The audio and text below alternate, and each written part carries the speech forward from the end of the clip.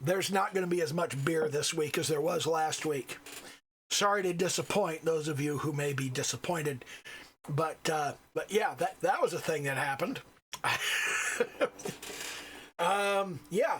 So that was a thing.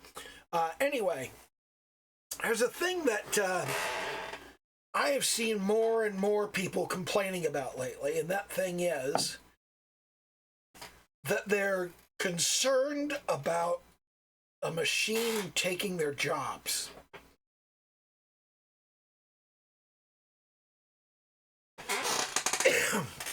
There are three very strong indicators that you are not doing the right thing. And one of them is that what you do is easy. If what you do is easy, you're doing the wrong thing because somebody else can do it. And then why do they have you? The second reason is if everybody can do what you do, even if what you do isn't easy, if everybody can do it, somebody else can come along and take your job. And if a machine can do it, well, that's what a lot of people are dealing with right now, is that the machine can come along and take your job. Some people are very concerned about this. Some people are not very concerned about this. But no matter how you slice it, these three things, what you do is easy, what you do can be done by everybody, or the machine can do it. Those are good reasons why you should be looking to change what you do for a living.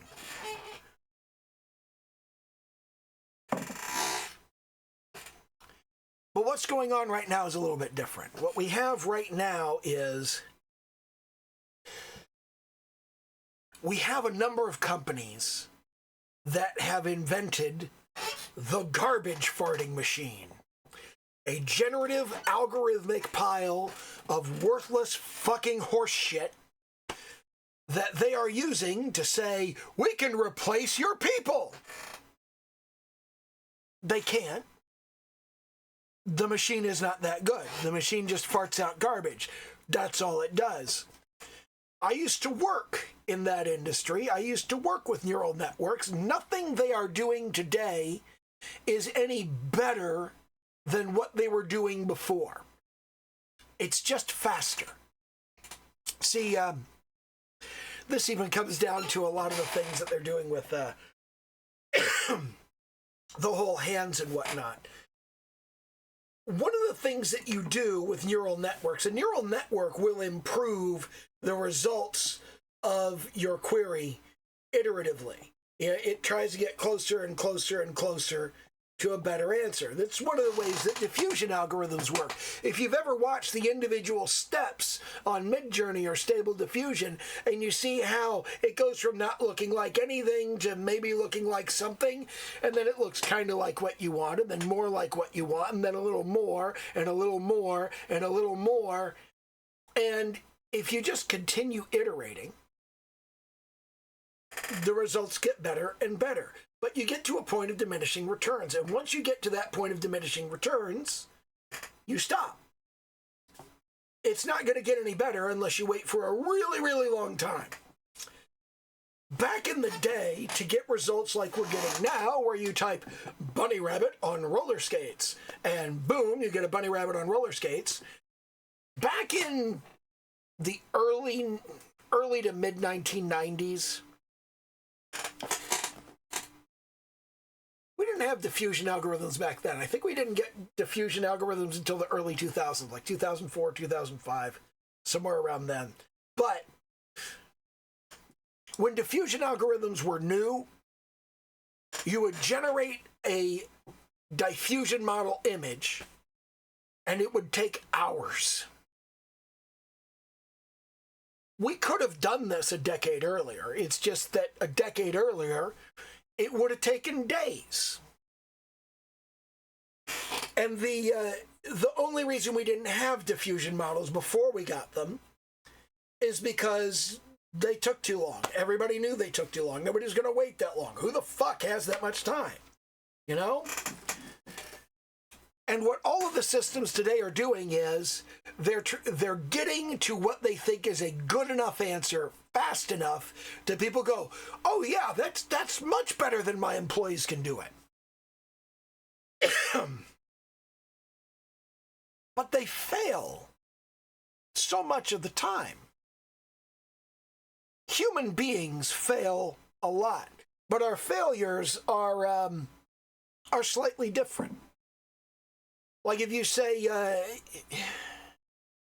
if you tell a human being, you know, how many R's can you find in the word strawberry? Any jackass can count that there are 3 R's in the word strawberry. But until very recently, if you asked any large language model how many R's are in the word strawberry, it would tell you there were 2. And then it would argue with you and say, no, there are 2. There are only 2. And you couldn't convince it there were 3. And the reason you couldn't convince it there were 3 was the machine doesn't speak English. When you ask how many R's are in the word strawberry,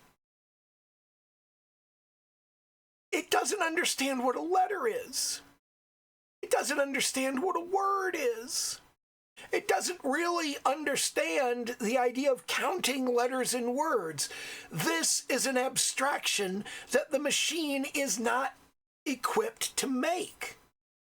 Because what you've got is you've got the encoding phase where you take what you ask the machine and it translates it into something the machine can understand.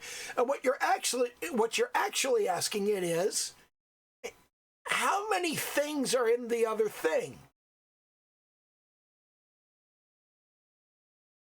But you don't know what things you're asking about. You don't know what thing you're talking about. Maybe there are 2 of them. You don't know. You can't tell. Only the machine knows. Once it goes into that little black box, into that Chinese room, it will then turn around and it will go, no, I think you'll find that there are exactly 2 of the thing you asked about in the thing you asked me to find them in. You'll find exactly 2 of those. You will, in fact, absolutely find 2 of those. Because in the guts of the machine, that's true. It's like using Google Translate. You translate something into Japanese and then you translate it back and you laugh at it. It's the same thing, but the machine is translating from English into its own language, and it goes, well, 2. Yeah, 1, 2. And then you translate it back into your language, and you're like, ha, that's wrong in my language. It doesn't speak your language. People go, but wait, but it responded in my language. These are different machines. You're using a translator. You've got one translator that speaks English and is asking, hey, how many L's are in the word lello? Well, you don't know that word. That's not what you asked about. And the machine comes back and goes, there are 2. But it says this to a second translator, an entirely different translator, that then translates it back. It goes, okay, well, the word for L's in your language is R's, and the word for lello in your language is strawberry. So there are 2 R's in strawberry. You've got 3 people involved in this. They don't know what the fuck is going on. They can't form a coherent answer. The machines are independent. The machines don't know what's going on. And that's the problem. Everybody thinks the machine is so smart because if you ask something that the machine's optimized to succeed on, it will succeed. But there are a lot of things the machine not only isn't optimized to succeed on, it isn't even equipped to succeed on it. And it's not obvious what those things are. So your job's safe. You don't have anything to worry about. You're not going to lose your job to the machine. You're going to lose your job to an idiot boss who doesn't know what the fuck you do. He doesn't understand what you do every day. He doesn't understand what makes you good at it. He doesn't understand what's important about it. And he's going to go, that machine's smarter than the idiot I hired to do the job. And he's going to fire you. He's going to put the machine in your job. And he's going to go, do the job. And it can't. It doesn't understand what doing the job is. And your boss is going to try to explain what the job is, and he doesn't know what the job is. He's never going to get the machine to do it right because he doesn't actually know what the fuck you do. And when that boss calls you and says, hey, I was wrong, will you please come and work for me? Hang the fuck up. That boss is an idiot. He's making terrible business decisions. Do not insulate him from the consequences. Refuse to work for him. Refuse to work for people who think, maybe I can replace you with a machine. Those people are stupid. They don't respect you. They don't appreciate you. They don't even know what the fuck you're doing. Don't work for them. They're not people you want to work for. Go work for somebody else. The work doesn't go away. That's what people forget, okay? The work never goes away. The amount of work doesn't change. If you refuse to work for that guy, the work still needs to be done, but now you're not doing it for him. You're going to do it for somebody else. Somebody else is going to do that work. The work is still there. The work still needs to be done. There's always going to be work because there are always going to be people that need the work done. Everybody has this fantasy. They have this fantasy idea that sooner or later we'll have machines doing all the work and people will not have to do any of the work. You'll just do different work. You'll do the work the machines can't do. And to some extent, those jobs are going to be shitty, nasty, awful jobs that nobody wants to do. And those are going to pay $1.50 an hour because that is the nature of things. But if a machine can't do it, we're going to need a person. And we're going to get a person who's a loser. We're going to get a person who doesn't think much of themselves, who's absolutely desperate, who has very low living expenses. And we're going to tell them, hey, we'll pay you $1.50 an hour to scrub the toilets or whatever the fuck. And they'll do it because they need the fucking money. This is why we need universal basic income. So those people don't have to go and be abused and mistreated by shitty bosses. That's what we need it for. But then we got all of these other people. And they're going to find other work to do. They're going to invent something that the machine doesn't know how to do because nobody's ever done it yet. Somebody has to figure out what it is and how to do it and what the parameters are and how to do it well and how to do it right and how people want it done, how people don't like it done. And until all of that's defined, you can't teach a machine to do it. You need a person to do that. The work never goes away. We will create work for ourselves. It's just that the work starts being more about what we want and less about what we need. We're never going to run out of work. We're never going to run out of jobs. Jobs are fake. The idea of a job is fake. A job is just a guy needs work done and he doesn't want to do it. That's it. That's all a job is. And if you go and do the job, well, you're just going and doing work for somebody else. If you had work you could do for yourself, you should have done that. The way we make that decision is usually by looking at how much money we could make from what we're doing. I'm lucky enough that I don't give a shit.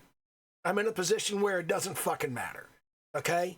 I can make absolutely nothing for years, and it doesn't fucking matter. I'm fine.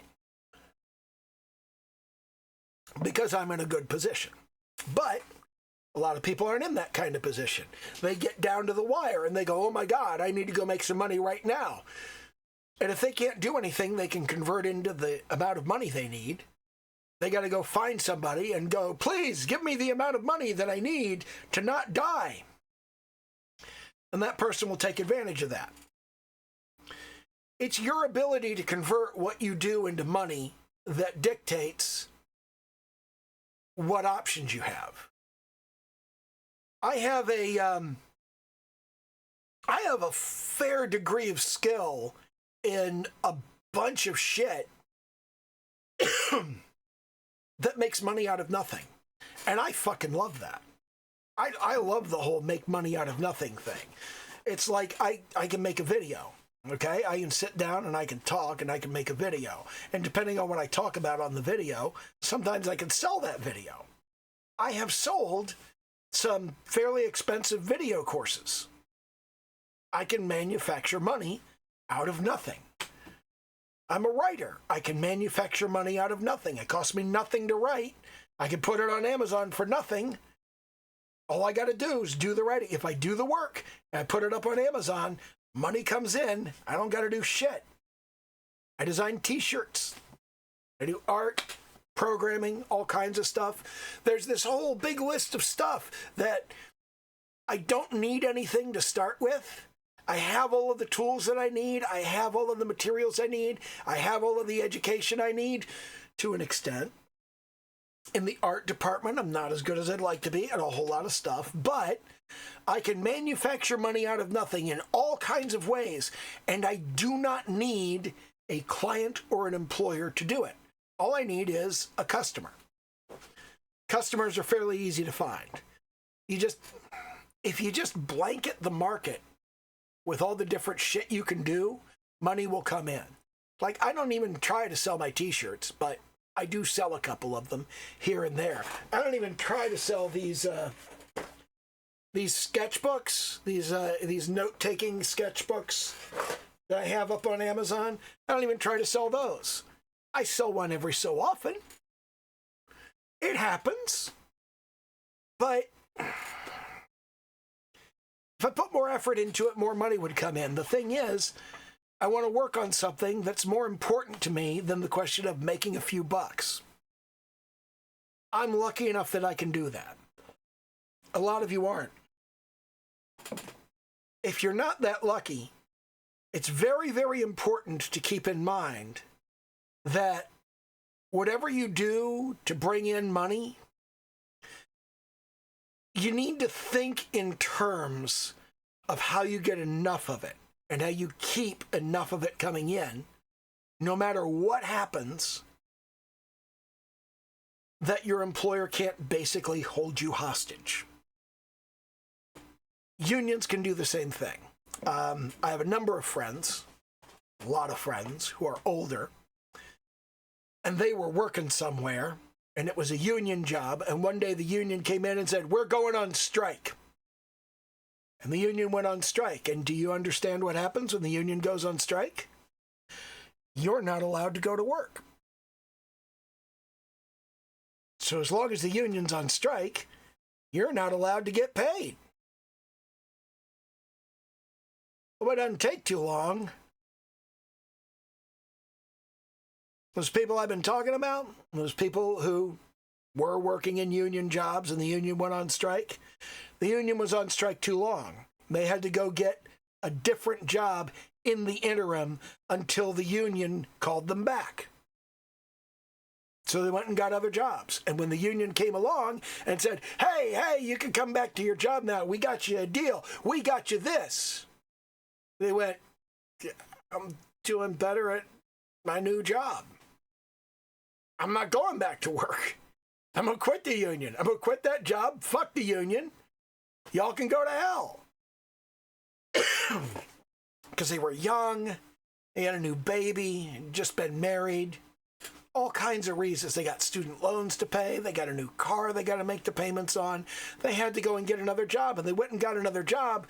What they found was they got a job. It was not a union job. They got paid decent money. And a lot of the time, they found that they enjoyed the work more. Unions don't solve everything. They solve a lot. I'm not a huge union fan, but unions do solve a lot of fucking problems. That's very much a thing that unions do. They solve a severe number of problems in the manufacturing industry. In professional spaces, not so much. In service industries, not so much. A lot of people haven't figured that out yet. Oh, my union is going to save me from abuse by scarbutts.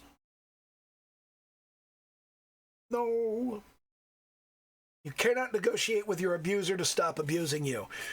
Once your employer has decided they're going to be a dick, they're going to ignore your human rights, they're going to stop paying attention to just what you need to survive in the modern world, when they decide they're not going to pay any attention to that, that they're going to pay you dick 50 an hour, and when you say, I can't afford to live on this, they're going to go, well, tough shit. Once your employer makes that decision, you're fucked, dude. You just hang it up. You know, that's not a job you can work at anymore. And bringing in a union is not going to fix that. Once your employer has decided that they hate you and don't care whether you live or die,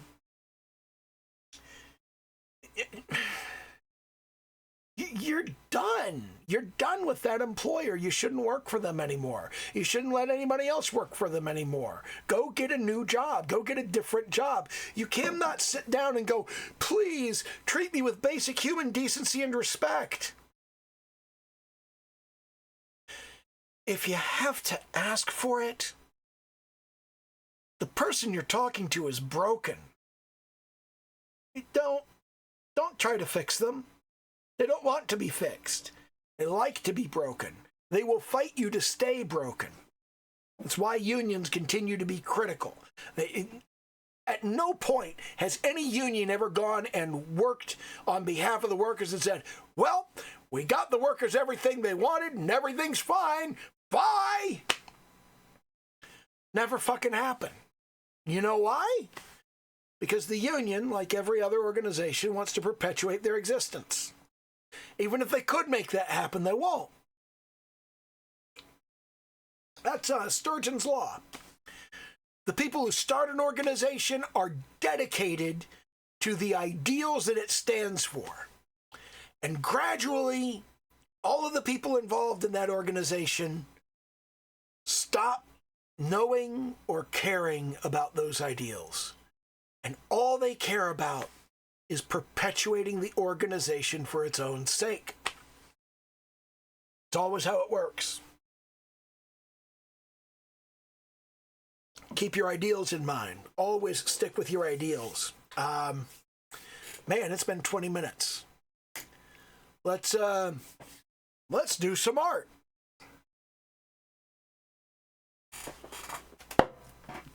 One beer. That's enough. Coffee. Okay, so yeah, this is going to make a lot of people roll their eyes, but one of the things that I've been really wanting to spend some time working on is fur. I don't have any real experience or education in painting fur, so I'm using a tutorial on Clip Studio Paint's website at tips.clip-studio.com. It's article 3000 by Hero Draws, which is a helpful guide to shading and lighting. And to give you an idea how I came across this,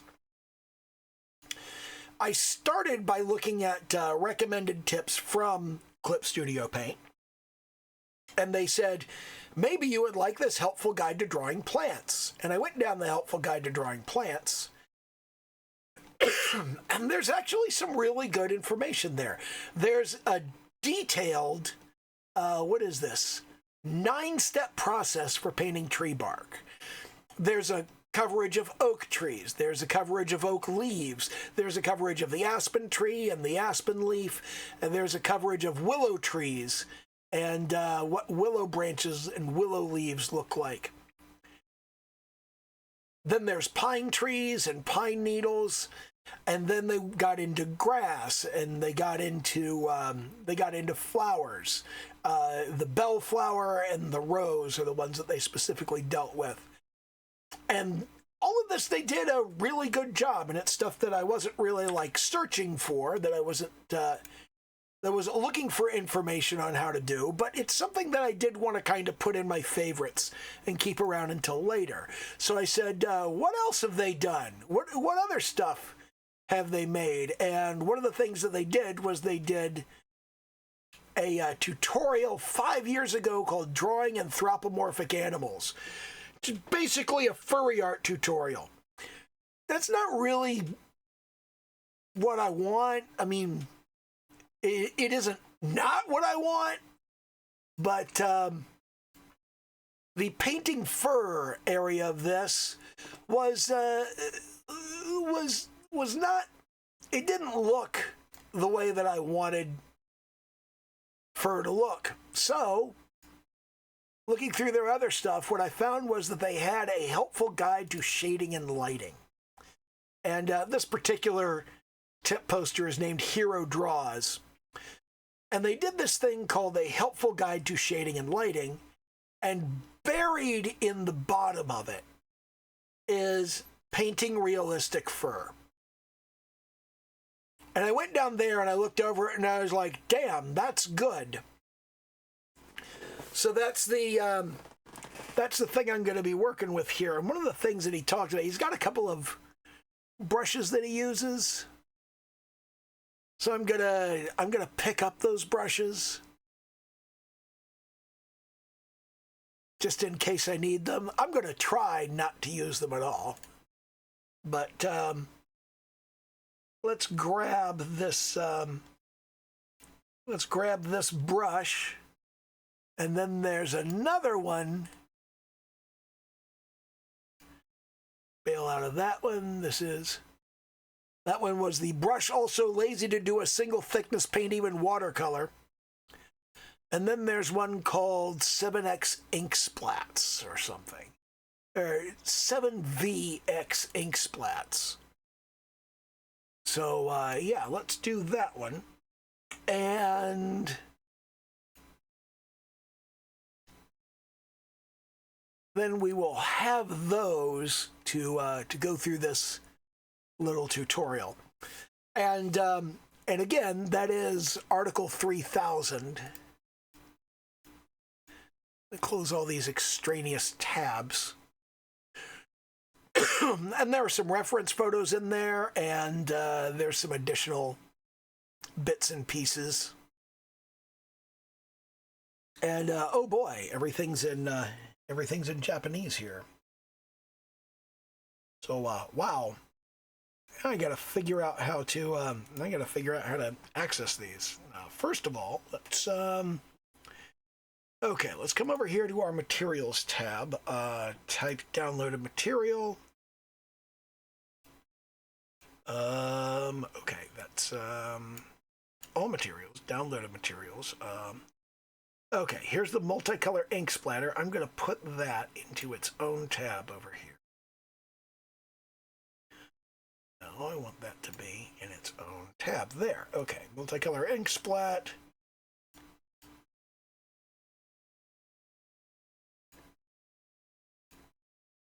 There's the ink splats, and then there's this other brush here.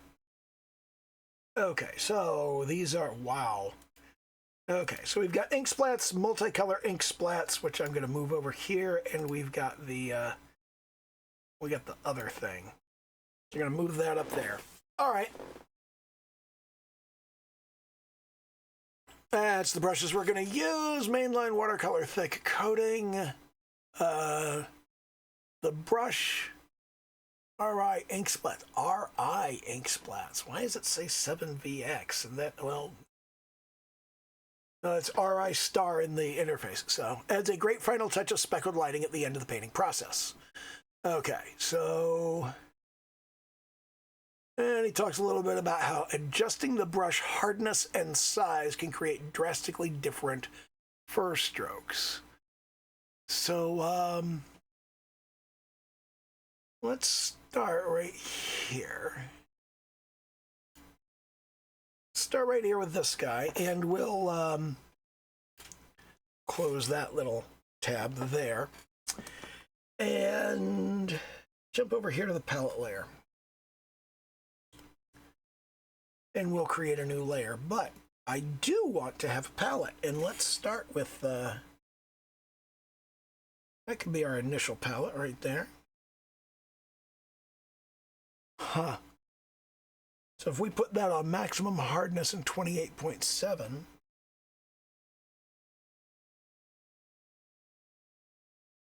amount of paint to be 100. Okay, so opacity, amount of paint, density of paint, color stretch is 0 on all of these. And intensity of blurs, stabilization I have on 0. I leave my stabilization on 0. Now, a lot of people enjoy using image stabilization, or line stabilization rather. I do not. I feel like I should develop the control to, I should develop the pen control to get the kind of lines that I'm looking for. I should not have to ask the machine to do it for me. That should be a matter of me knowing what I'm doing. Which means, because I don't know what I'm doing all the time, maybe I get a shitty line now and then. Maybe as I'm trying to draw the line, it doesn't work so good. Or maybe it does. It depends what I'm trying to do, you know? Light lines are hard for me. Drawing very light ones.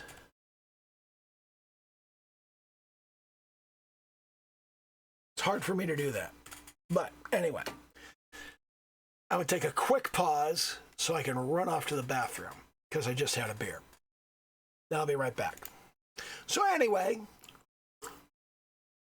there's kind of a 12-step process with this. What I'm going to do right now is I'm going to take all of these individual bits, and I'm going to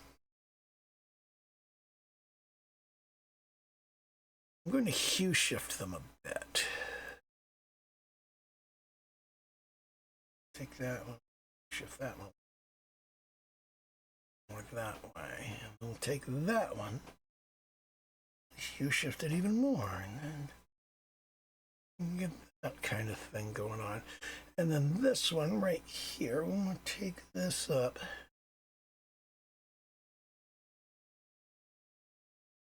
So that may be there.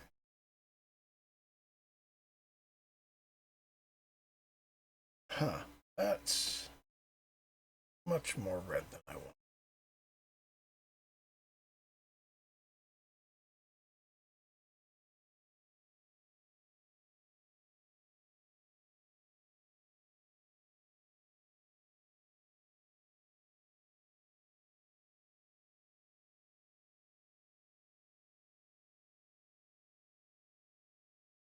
Take that a little less red.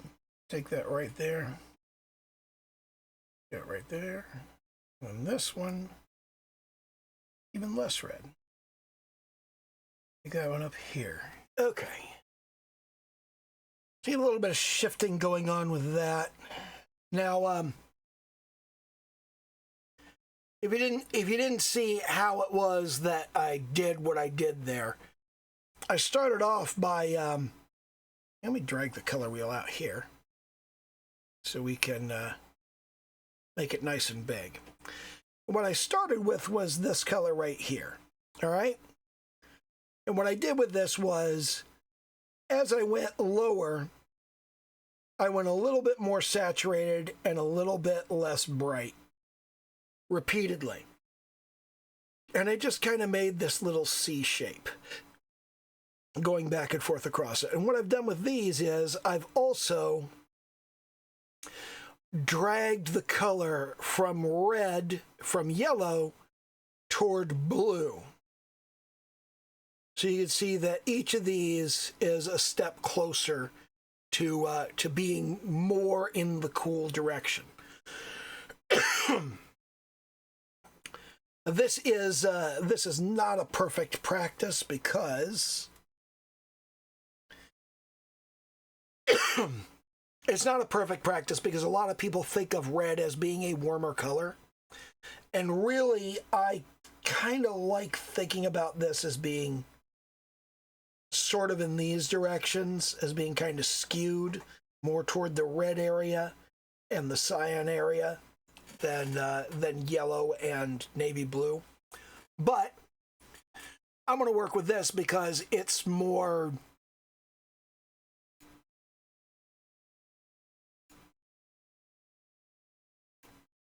it's more like what most people would expect. So anyway, I'm going to come down here and we're going to go step 1. Begin by painting a rough base for your fur. No need to make it too detailed at this point. So we're going to use our mid-tone. We're going to use our mid-tone right here, and we're just going to go, okay. I'm going to use a slightly larger brush for this. So what I'm going to do here is I am going to imagine that we're painting a furry arm. So I'm kind of going with the silhouette of an upper arm here and a lower arm here. I'm not going to worry too much about the hand, but this is kind of the idea that I'm thinking about. Step 2, with a lighter color block in the general position of highlights. General position of highlights, well, that would be which direction is your light coming from and what color is your light. So I'm going to go with the yellow light. I'm going to say there's a yellow light over here. Let's get a little bit brighter than that. Let's get a nice bright yellow light. And we'll go, yeah, it's over here. So it's shining in this basic direction.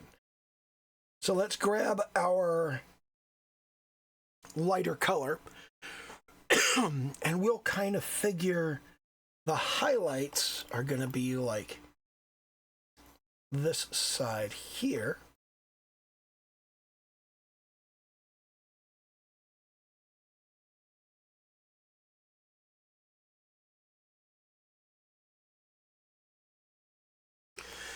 That's roughly where they'd be. And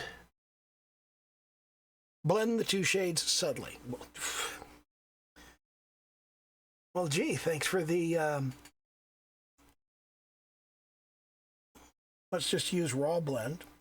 Just blend them subtly. I'm going to try and go more or less in the direction that I feel the fur is going.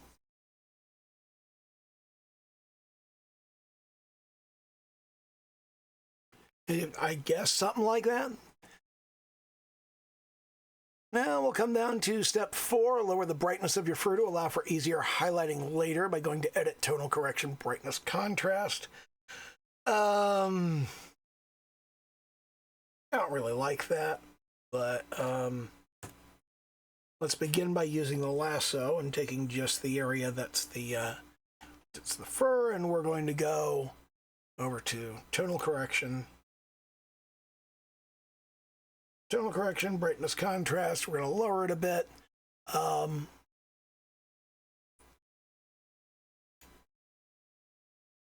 going to lower that a little.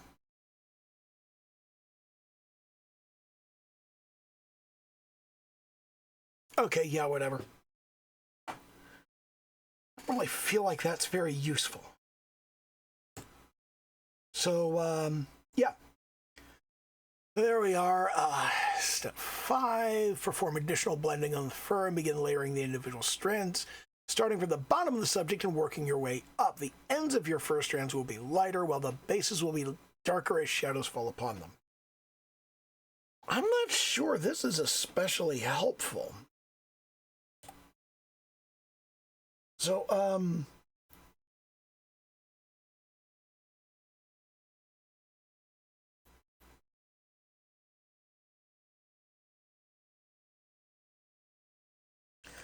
I don't like that. I don't like the way that looks. Let's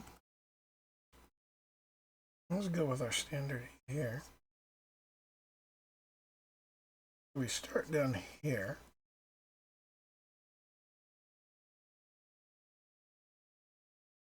So we just kind of do the fur, but we kind of layer it on.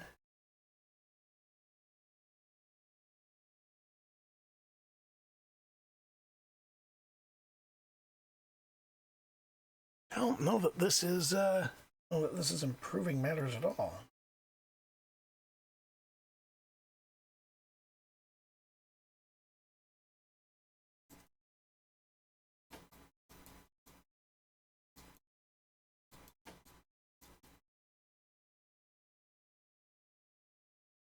think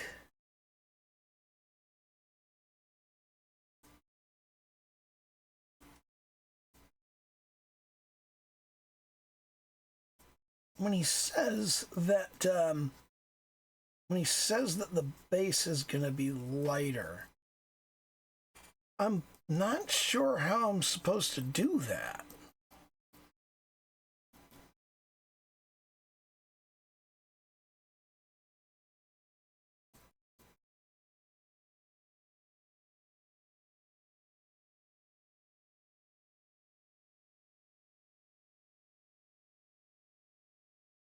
Okay, so step 6, continue adding fur details and strands, gradually increasing the hardness of my brush to make strands that are closer to the viewer appear more crisp. This alternation of hardness gives an effect similar to adjusting the aperture on a camera and helps form a shallow depth of field. Huh.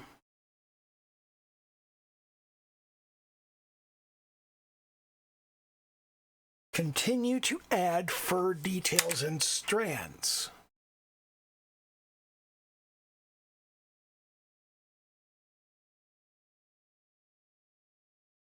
I don't know. What I've got doesn't look awful compared to what he's got. So I guess just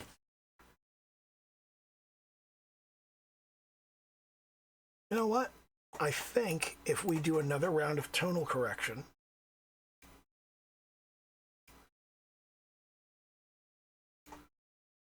just gotta drop that down a bit.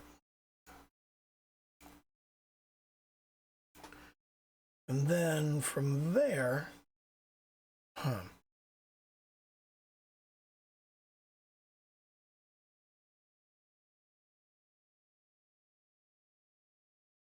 if I drop the brightness and contrast every time,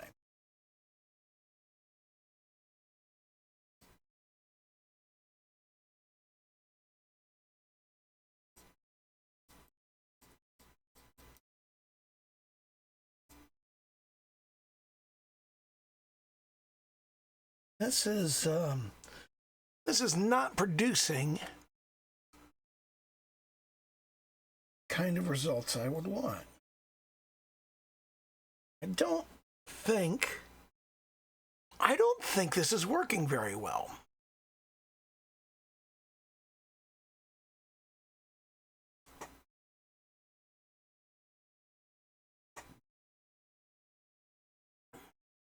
I think there's some information missing from this. Okay.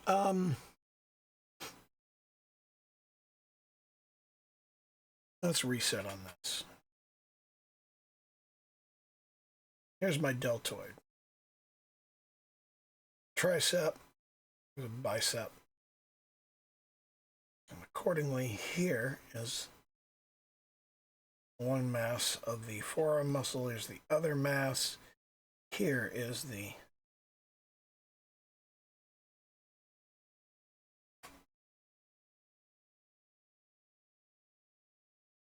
that's way too long for the deltoid. The deltoid comes down almost halfway down the upper arm. So our bicep should really be like here. And our tricep should be here. Which puts our olecranon there. Here's one mass on the forearm. Here's the other mass on the forearm. There we go. And this should really kind of be turned up like that. And then, no, it shouldn't. It should, this is the outside. If this is the outside, then really the larger mass should be here, and we should have a smaller mass there. So let's clear that bit off there. And now, okay, so what I'm going to do is First of all, I don't think I'm getting anything out of this custom brush. I'm going to go over to my brushes. I'm going to use the horsehair. I'm going to take this down to 50. And what I'm going to do is I'm just going to kind of fuzz in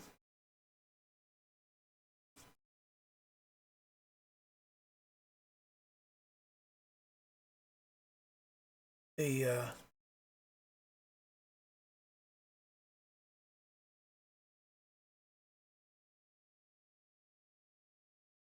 general outline. And then we're going to do kind of the same thing here, where you get some texture in there. And this is going to go back behind here. So we're going to start down here at the end.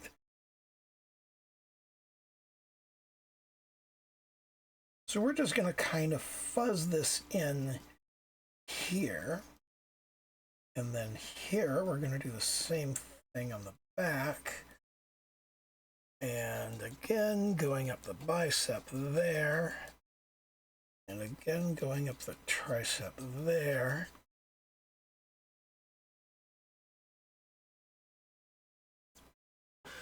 And from that, I'm going to move on to, let's use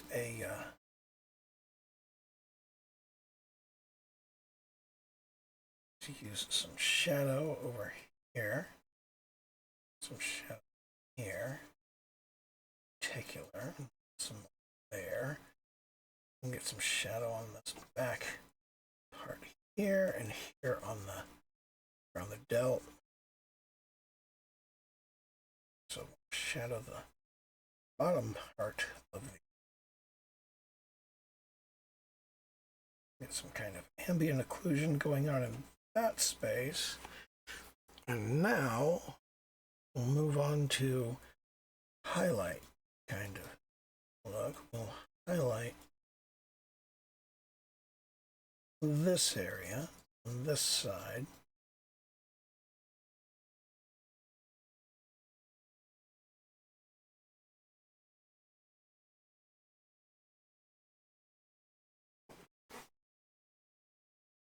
And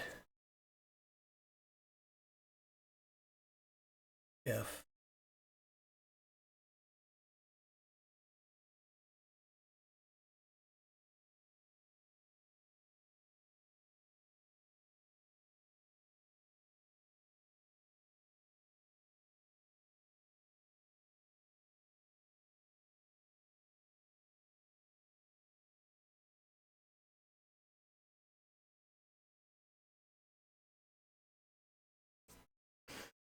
what if at this point I just reduce the size of my brush a bit, let's say to 25, and then I use the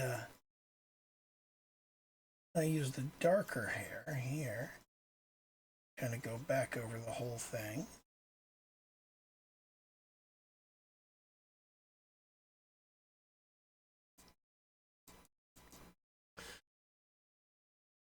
And then still using this smaller brush, I come back in and use the highlight color again.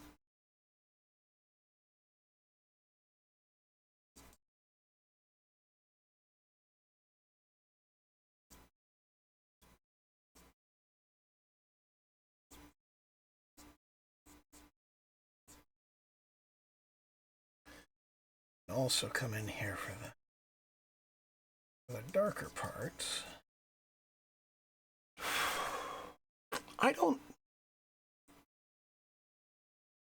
think this is actually producing anything remotely like, you know what, I should create a new layer and hide this one, not throw it out entirely. Wow, that's, I put some of my palette and lighting on the same layer as my work. So,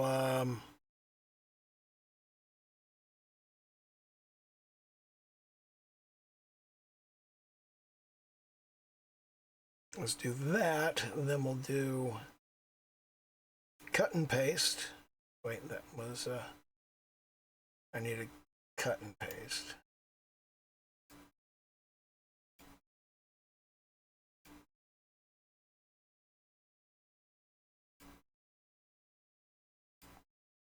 Okay. Now we take that one, merge it down.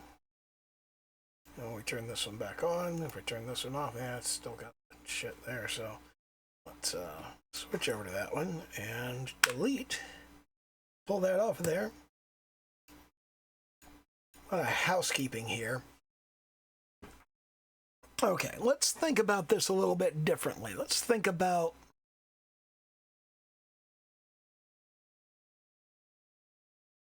just an arbitrary shape like this. And we're going to give it fur. So, well, let's start by filling it.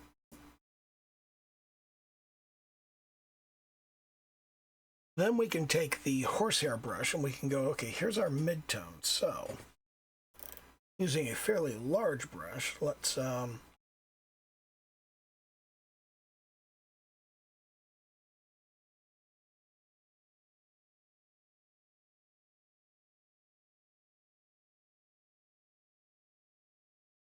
just kind of go across that. It's kind of like a hatching exercise.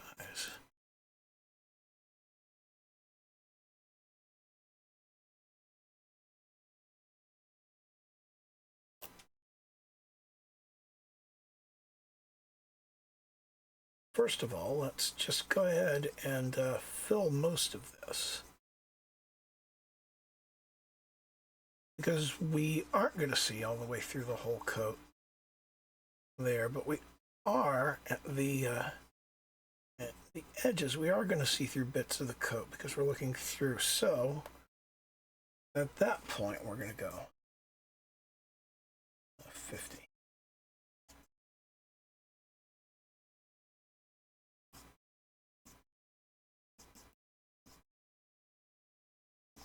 If we start with and we kind of come across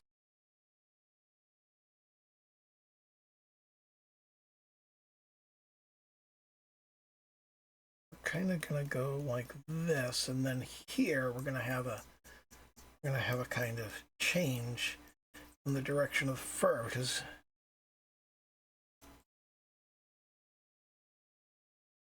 fur tends to grow with the shape of the body.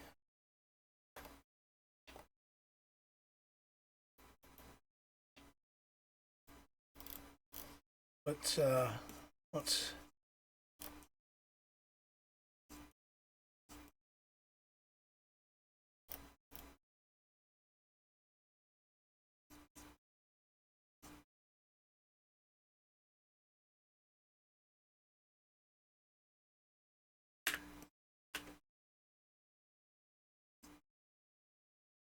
we get kind of that sweep around.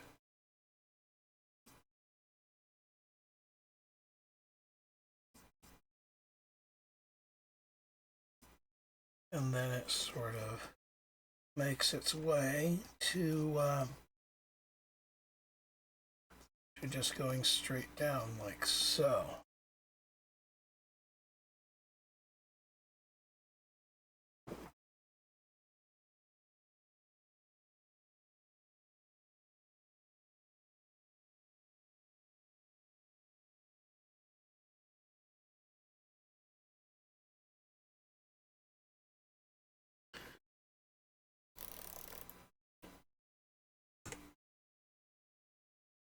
So now I take that down to a smaller brush size, and from this point I go, okay, we're going to take this and we're going to pull the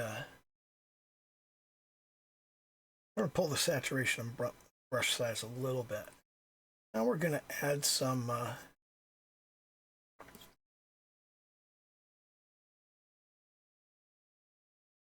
We're going to add some kind of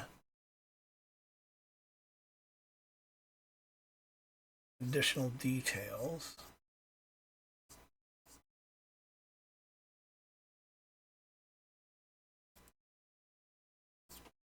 We'll do a kind of a highlighting.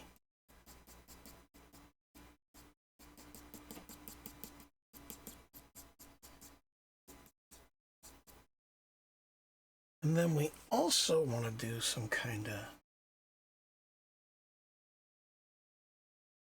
darker bits here.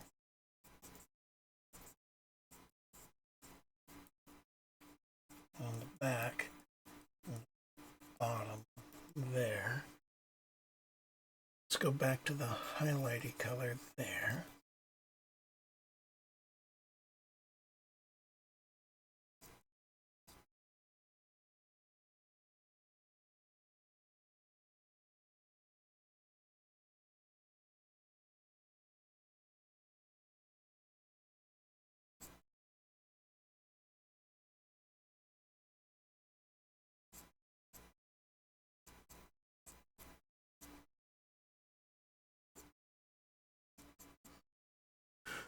I don't know that that's really working either. I think some of that is, that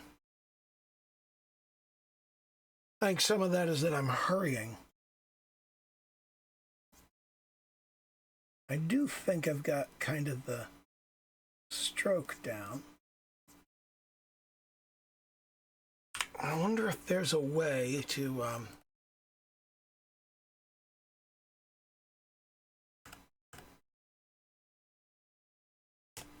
that too needs to be archived for posterity. Huh. Maybe instead of being concerned about the exact texture,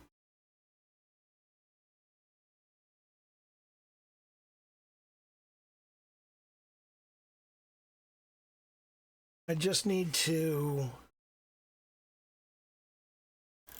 what if I start with a kind of rough shape, like so, and I just go, okay, so coming from that rough shape, we're going to do a,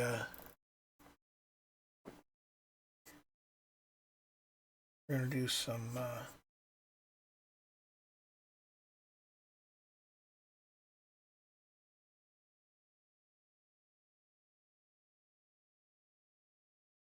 just little bits, not a whole lot. That one doesn't look right. And then if we just go, okay, let's take that a little bit lighter. We'll just go.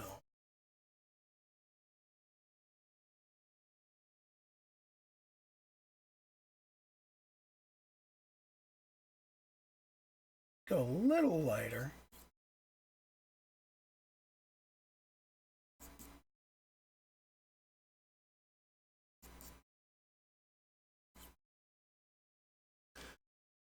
Don't draw the detail, or the effect of the detail.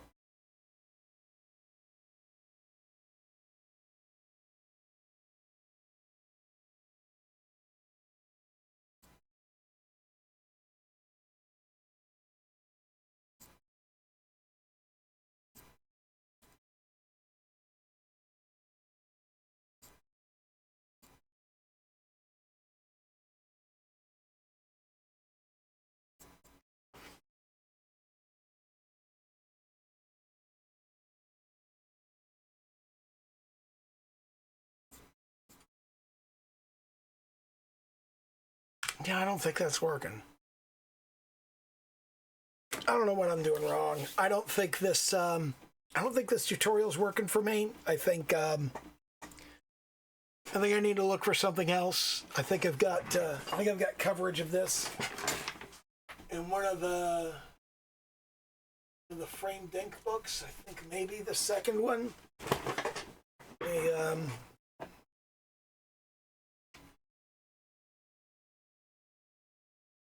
Putting the screen against the grain.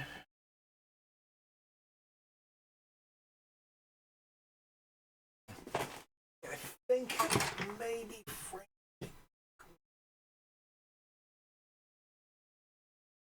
Try that one.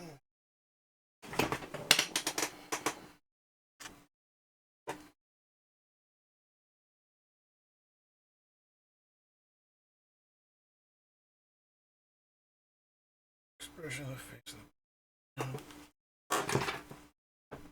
Maybe it's frame drawing techniques. I got all these books. I can't always find what I'm looking for. Is this it? Is this what I'm looking for? Maybe depicting animals?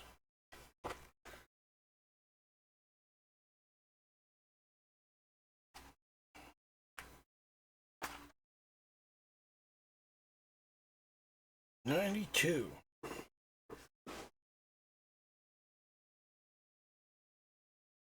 The use of the brush stroke will help create the illusion of fur.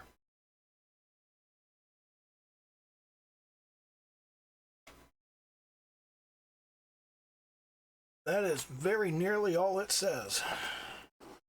Shorter, straighter strokes should do for the shorter and rougher looking fur on the head, while longer, a bit more curved strokes will be more appropriate for the longer fur on the rest of the body.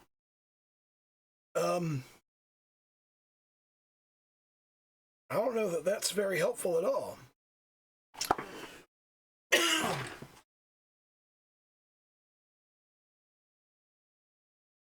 Let's go to Jack Ham. Jack Ham is always an old standby.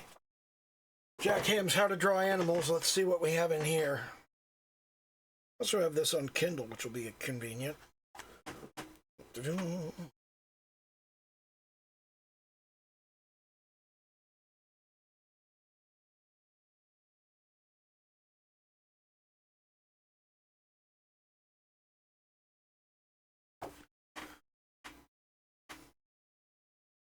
Okay.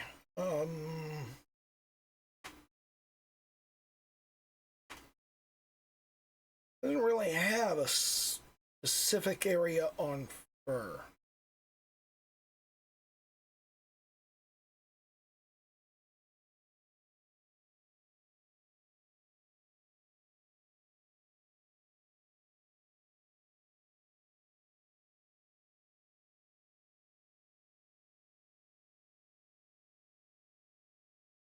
Yeah, I don't know.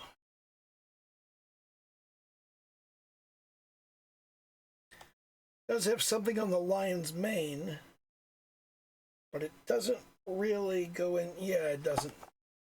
There isn't even anything useful in there. God. You gotta get a book on drawing furries or some such shit. This is ridiculous. Anyway, that's slightly over an hour, so I don't know. Do the little YouTube dance, like, comment, subscribe, all that happy horse shit. Good seeing you. Thank you for showing up. Always appreciated. And, okay, bye.